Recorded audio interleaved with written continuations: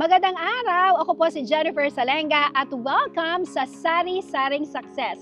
Happy New Year po sa inyong lahat! Simula na ng panibagong kabanata sa 2025. Isang panibagong pagkakataon para magbukas ng pinto sa mas maraming oportunidad at abutin ang inyong mga pangarap sa negosyo. Dito po sa Sari-Saring Success, patuloy namin ihatid sa inyo ang mga kwentong puno ng inspirasyon na maaring maging gabay sa inyong paglalakbay tungo sa tagumpay. Kaya naman simulan na po natin ang pagtuklas sa mga sikreto at diskarte sa likod ng mga matatagumpay na negosyo.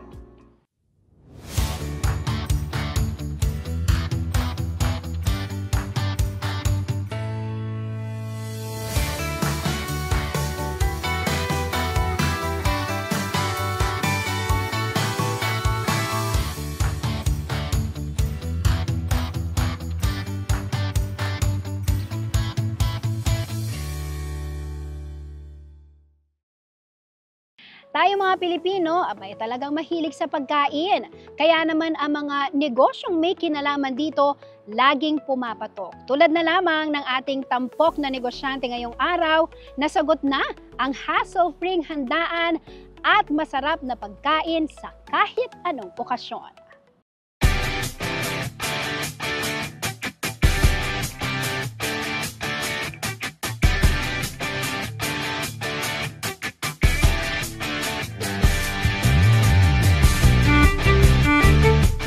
Nandito tayo ngayon sa Barangay del Pilar, sa Ciudad San Fernando, particularly sa 8th Avenue Uniside Subdivision. Papasyalan at kikilalanin natin ang ating kabalan chef na gumagawa ng pangalan ngayon sa larangan ng food business dahil sa kanyang masasarap at dekalidad na home-cooked meals. Tara! Kasabay ng pagpasok ng New Year ay ang kabi-kabilaang family gatherings. Nakagawian na kasi nating mga Pilipino ang family reunions kapag ganitong panahon. Kayo bang napiling host at namomroblema sa pagkain ihahanda? Huwag nang mag-alala, sagot na yan ng Madeline's Food Services. Hindi na kailangan ma-stress sa paghahanda dahil may mga food tray at bento meals na maaring i-deliver o kaya naman ay pick-upin sa kanilang kitchen. Basta itawag lang yan sa kanila a day before o early morning. Solve na ang problema mo! Yung nag-offer ng door-to-door delivery na foods, home-cooked meals. Umpisa, mga roast beef, ganyan, beef caldereta. May magre-request, kare-kare, kamaron, exotic food, kambing. Araw-araw, umaabot daw ng 20 food trays ang kanilang orders habang nasa 20 to 1,000 naman ang bento meals. Ang pagpapatakbo ng ganitong negosyo, hindi na raw bago sa may-ari ng Madeline's Food Services na si Mads. Dahil bata pa lang, ito na rin ang negosyo ng kanilang pamilya.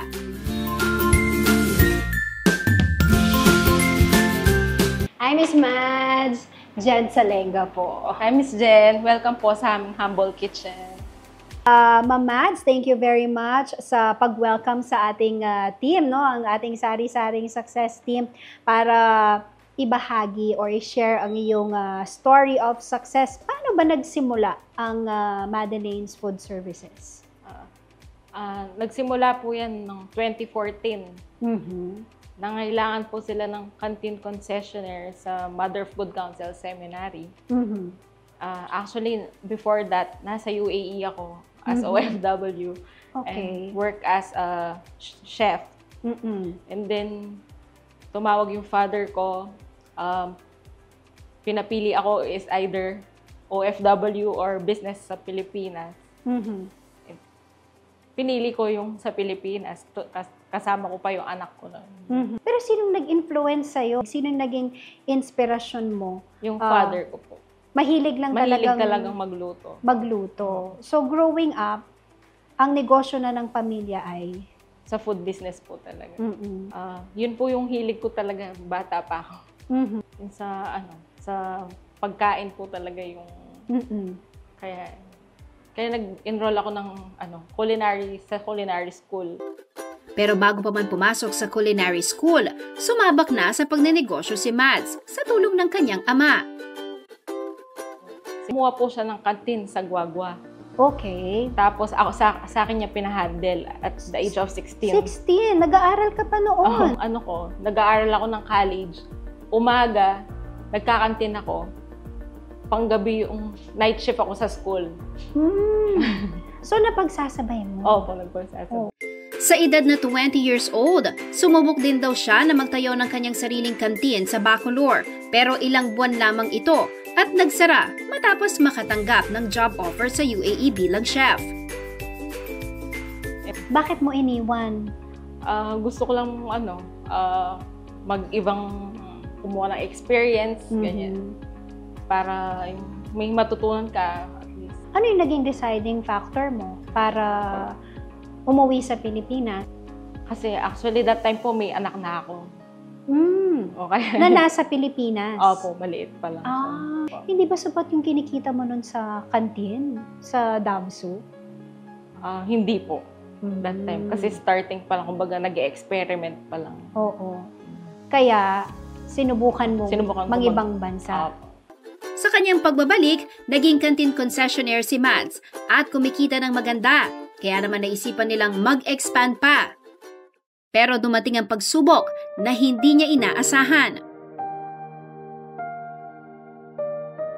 Before pandemic po, nag-open kami ng canteen sa may Guagua National College. So para nag-expand na? Opo, malaki na yun. Kasi nag-serve kami ng 5,000 students a day. And then, biglang pandemic, lockdown lahat, walang pasok. Ang daming stocks. Kasi canteen concessionaire ka, yung stocks mo, bulk orders lahat. Ayun. Naging challenging siya kasi hindi mo alam paano mo ipapaubos yung stocks mo. Nag-isip ako ng way paano ipapaubos yung mga stocks. Ngayon, ginamit ko po yung social media. Yung nag-offer ng door-to-door delivery na foods, home-cooked meals. Dahil namatay po yung father ko noong January. Start ng lockdown. Panahon ng pandemya. Opo. Tapos nung ayaw niyang sa bahay lang sila. Pero ako, sinubukan ko po. Yung pagluluto ng home-cooked meals, nakatab. Doon po nag-boom yung Madeleines. Doon po ako nakilala. Sa bigat ng pagsubok na pinagdaanan ni Mads, hindi raw siya pinanghinaan ng loob. Kaya naman ang pandemya, naging pagkakataon pa upang higit na mas makilala ang kanyang pangalan sa larangan ng food business. So, ang sinuserve nyo ngayon ay food trays? Food trays po, bento at saka, meals. Ano yung bento meals? May rice. Parang single serving. Single serving, opo. Malakas din ba yon? Opo, malakas po. So, saan na umaabot yung mga kliyente ng Madeleines ngayon? Sa mga schools, banks, government. Nasa mahigit 50 dishes ang maaring pagpilian sa kanilang menu. Kasama na riyan ang all-time favorite na crispy kare-kare, roast beef with mushroom, caldereta at iba't ibang pasta. Kasama na rin dito ang mga recipe na namana pa ni Mads sa kanyang ama. Meron din mga original recipe si Chef Mads. Mas nadadagdagan pa raw ang kanilang menu depende sa request ng kanyang mga kliyente. Ang kanilang food trays mabibili sa halagang 800 to 2,500 pesos na good for 12 to 15 packs. Habang ang bento meals nasa 120 to 300 pesos. Bukod sa masarap ang kanilang pagkain, nakabubusog din ang kita sa ganitong negosyo. Halimbawa sa isang buwan, magkano po ang kinikita ng Madeleines Food Services? 6 digits po.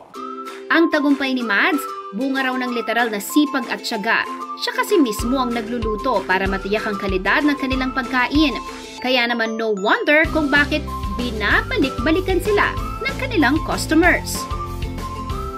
Yung nagustuhan ko sa service nila is very accommodating sila. Then, kahit through walk-in or pag nag-order ka, mabilis po yung service po nila. Yung price nila is okay, wise. Then, yung place. Tapos, yun nga yung service nila, accommodating po sila. Minsan kahit trash pa yung order mo, talagang isi-serve nila as yun nga, dahil customer ka nila, bibigay nila yung service na na nararapat sa'yo. Number 1 yung yung lengua, tsaka yung sisig yan. Number 1 sa kanila yun. Walang pinag-iba sa lasa, tsaka sa mga sangkap. Parehas na parehas. Simula dati, tsaka ngayon, ganun pa rin ang luto nila. Mabigat man ang naging epekto ng pandemya kay Mads at sa kanyang pamilya noon. Ngayon, achieve na ang tagumpay. Pero dahil likas siyang masipag, patuloy pa rin daw sa pag-aaral ng iba't ibang skills si Mads na nagresulta ng iba pang business venture. Pero ang lahat ng ito, hindi raw magiging posible kundi sa mga customer na patuloy na tumatangkilik sa kanilang produkto. Nagpapasalamat po ako sa kanila kasi kung hindi sa kanila, wala yung Madeleines hanggang ngayon. Mag-serve po kayo ng pagkain may kalidad para balik-balikan po kayo ng mga kliyente. Pinatunayan ng may-ari ng Madeleine's Food Services na ang tagumpay ay para sa mga hindi sumusuko. Sa gitna ng hamon ng pandemya at personal na problema, ginamit niya ang diskarte at sipag upang gawing oportunidad ang pagsubok. Patunay na kayang lampasan ang anumang balakid sa tamang tiyaga at determinasyon. Pagbuo ng komunidad para sa bawat pamilyang Pilipino. Dito natagpuan ng leader ng Houseland Holdings Incorporated ang kanyang layunin. Kilalanin ang nasa likod ng isa sa nangungunang developer sa Central Luzon sa aming pagbabalik.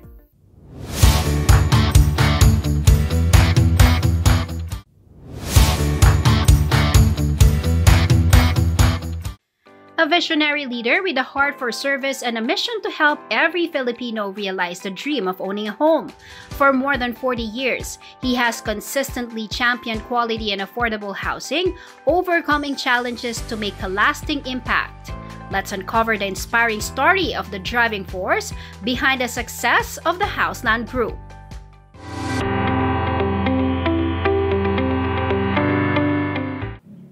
Si Willie Tan ay isang ordinaryong Kapampangan.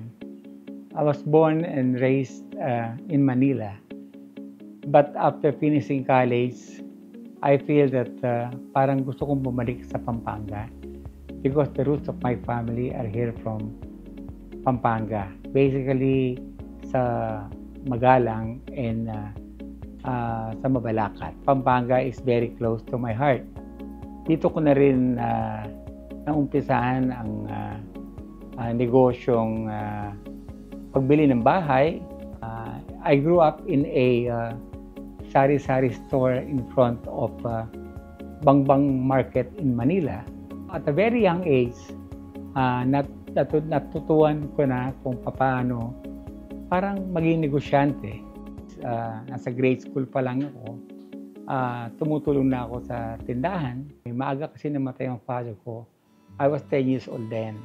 From college, paglabas ko na 8 o'clock in the evening, takbo na ako ng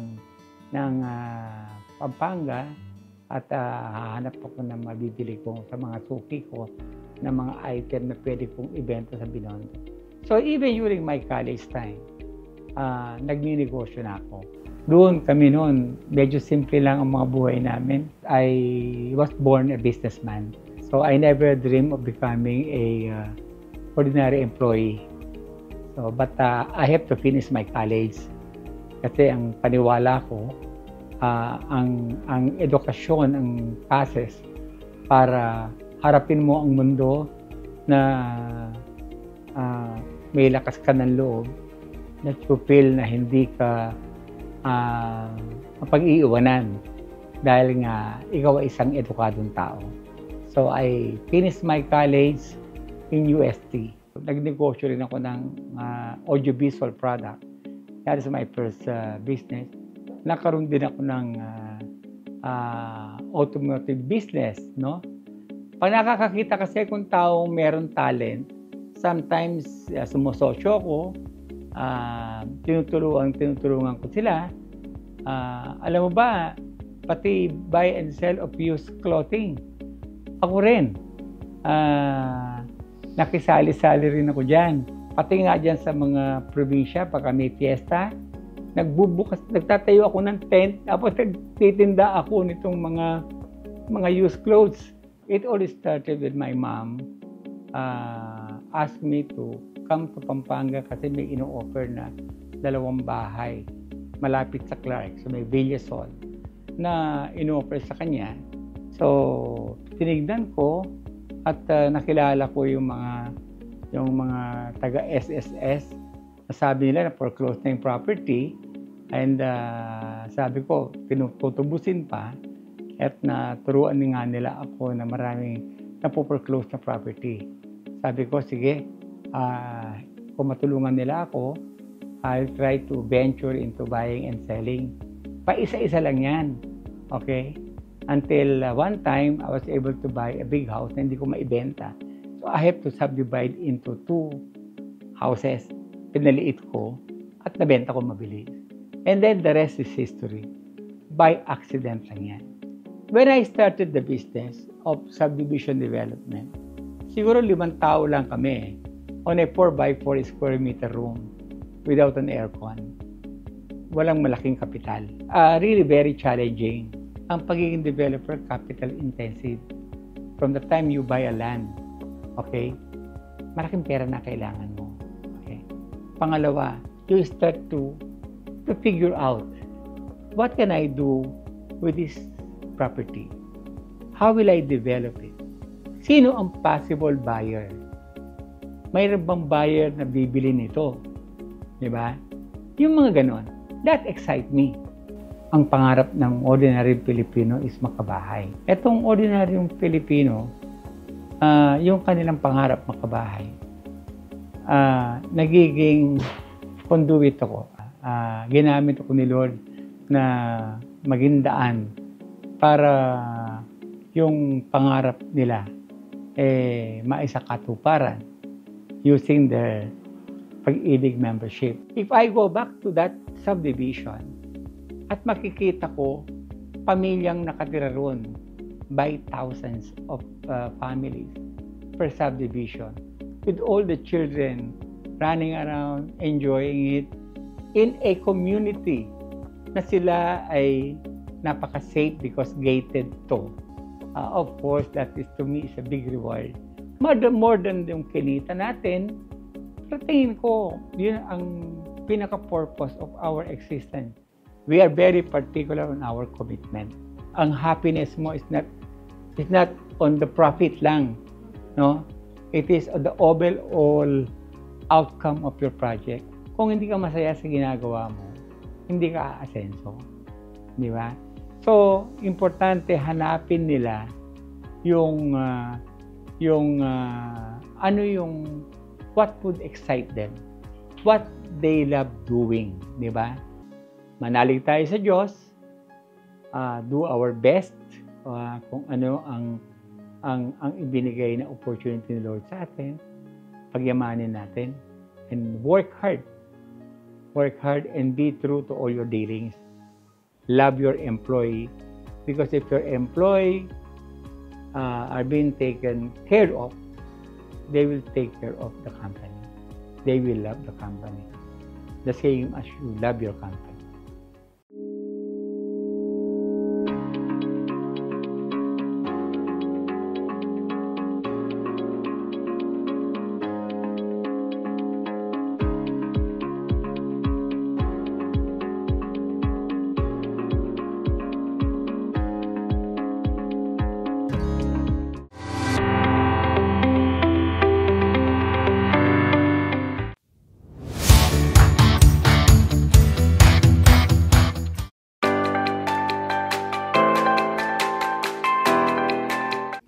Sa panahon ngayon, napakalaki ng oportunidad para sa mga negosyante, lalo na sa digital age, kung saan mas madali nang i-promote ang produkto at serbisyo gamit ang teknolohiya.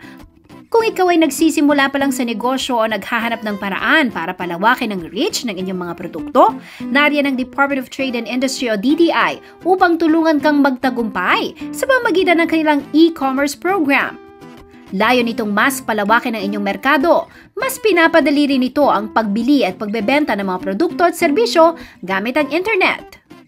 E-commerce, ito yung programa ng DTI ngayon kung saan ino-onboard natin ang ating mga MSMEs sa digital platform natin. Ibig sabihin, kung dati nasanay ang ating mga sellers na magbenta on brick or mortar o yung physical, ngayon sa pamamagitan ng mga tools, pwede na sila magbenta ngayon kasi marami na tayong mga online platforms. So pwedeng through social media, pwedeng through Facebook, through Instagram, through TikTok.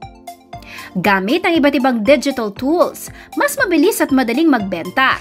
At ang mas maganda pa rito, libre ito at hindi mo na kailangang magbayad ng upa. Kung marami kang followers at marami nagla-like sa'yo, so madali mo siyang ma-advertise yung products mo. No? Unlike yung physical, pupuntahan ka sa store, hindi nila alam kung saan yung store mo or kung wala tayong trade fairs na ginaganap, walang makikita or hindi makikita yung produkto mo. Pero pag ikaw ay nasa social media, visible ka, madali para sa tao maghanap. No? Parang sa Shopee at sa Lazada at iba pang mga online platforms natin.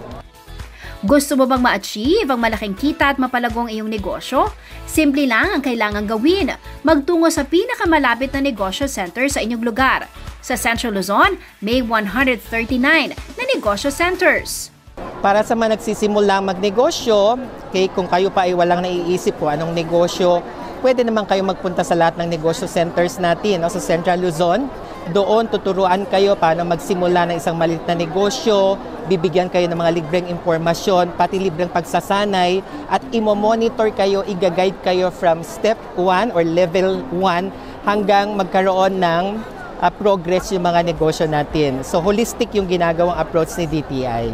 Kung wala kang access or di mo alam paano magbenta sa social media, pwede kang magpatulong sa aming mga negosyo centers at ikaw ay gagawa nila ng Facebook account or Instagram. Libre yon sa serbisyo ng ating negosyo centers. Ngayong 2025, mas madali ng palaguin ang negosyo gamit ang e-commerce. Kaya naman wag nang magpatumpik-tumpik pa at simulan na ang inyong online journey. Palawakin ang reach ng inyong produkto at abutin ang tagumpay.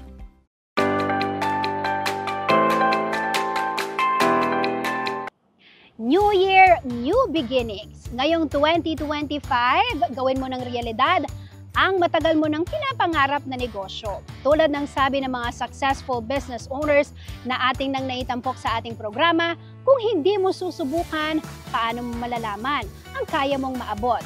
Tandaan, ang tagumpay ay para sa mga handang sumubok. Malay mo, ito na ang taon mo. Kung kayo ay nangangarap na magnegosyo, may negosyo na o nagsisimula pa lamang, we got you. Dahil dito sa ating programa, Business ang Bida. Ako po si Jennifer Salenga. Samahan niyo po akong muli sa mga susunod pang episode ng Sari Saring Success.